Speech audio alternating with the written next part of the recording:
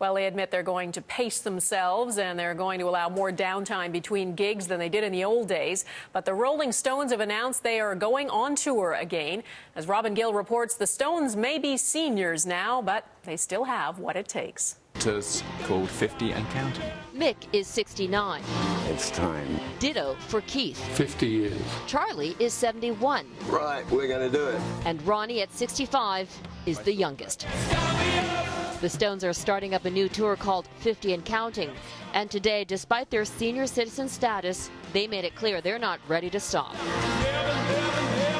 When you get back together again, you had so many years of experience that it's very easy to restart. We're on the verge here and it could be better than ever.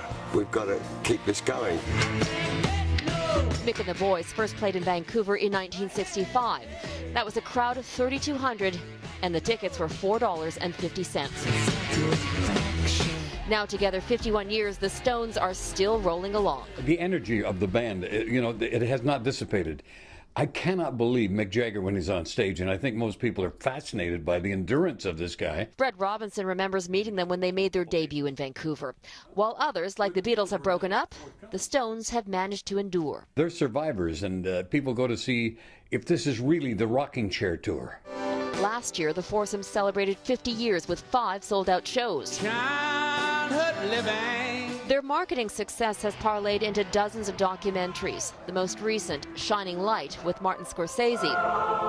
At this record store, the vinyl is still in demand. The Rolling Stones are classic rock and roll, and essentially when you look at their catalog of releases, they've done so many landmark records. And there is no stopping their success. There are people who love the Stones, there are people who probably don't care for the Stones, but everybody's heard the Rolling Stones at one time or another. Love them or hate them, the Stones have been called the world's greatest rock band.